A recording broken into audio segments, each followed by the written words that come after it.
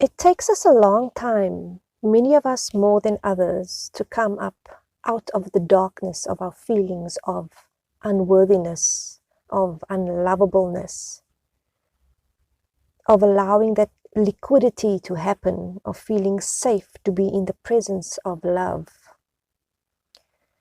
When I first experienced that eternal part of me, Source or God, whatever you might call it, loving me back, my mind kept flickering, and the thoughts of, if Source only knew.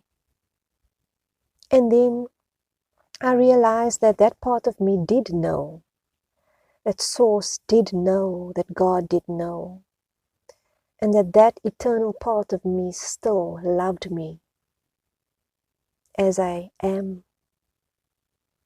And whoever you are, whatever you are in this moment, when you can accept that you are worthy, that you are lovable, then the fear starts to dissolve. It's allowing the beauty of your soul, which is behind your personality or personas. It's behind all that stuff.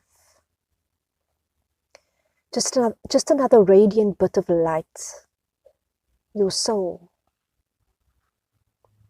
And I think at this moment, it's nothing negative to do. You just observe the sadness, the feeling of loneliness and unworthiness, the feeling of separateness, the feeling of pain. You just watch it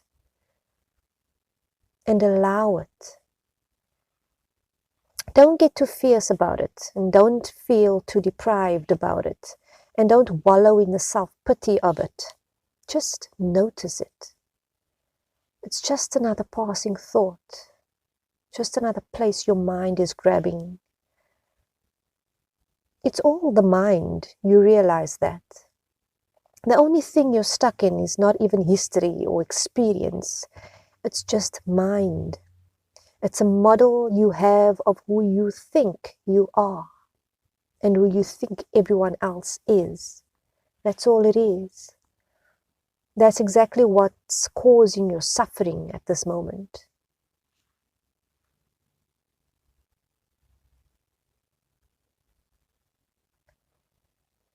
It is your own thought forms.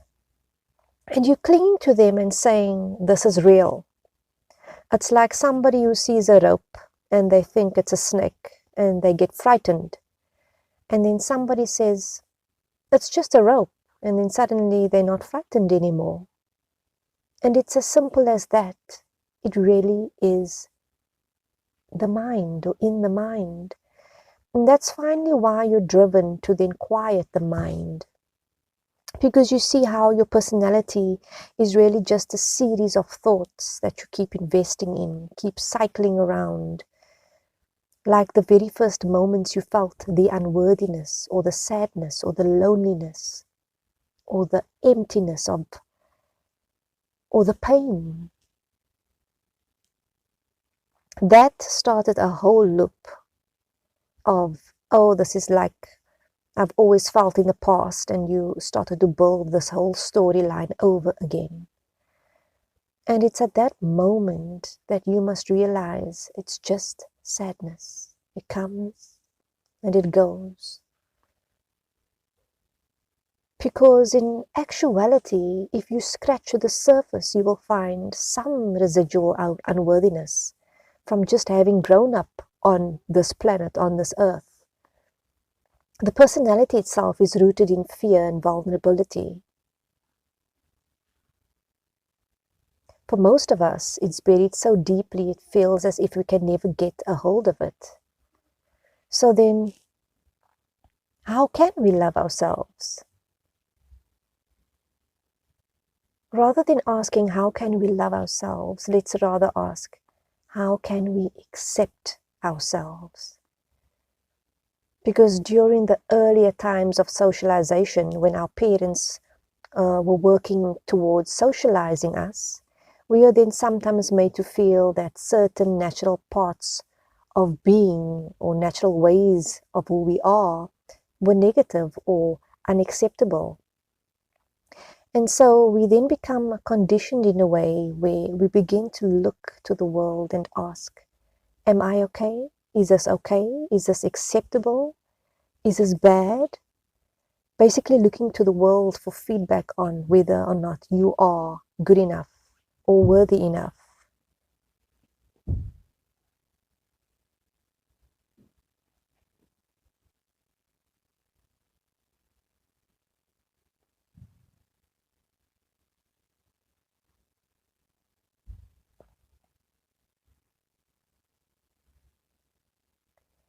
And so we then become conditioned in a way where we begin to look to the world and ask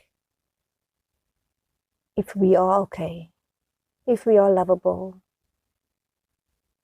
and worthy. Right behind that is where the spiritual dimension begins, the eternal part of you that can look at the world and just accept it as it is. No negative or positive, but just a neutrality of just what is. When one looks at a tree, for example, we don't look at the tree and think, oh, it's acceptable for lumber or building of houses, etc. We look at the tree just appreciating it as it is. But the minute it comes to yourself, you immediately go into a judging mode. And you do that out of your own insecurity of not being enough.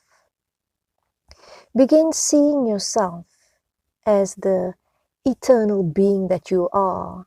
Because if you really and truly look at the truth and face the truth, you will know that what the mind dictates is nothing more than just conditioned thoughts and ways of being. Allow yourself now, in this very moment, just to be.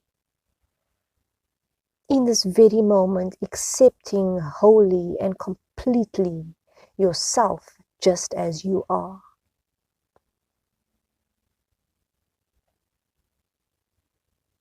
Just as you are, uniquely you. And we come back to the truth of the matter and realize that the cyclical thoughts of the mind is what keeps us in the feeling of unworthiness and pain. And when we begin to be the witness and observer of the mind, we can see that we are inherently worthy and eternal, beyond which the mind will ever know.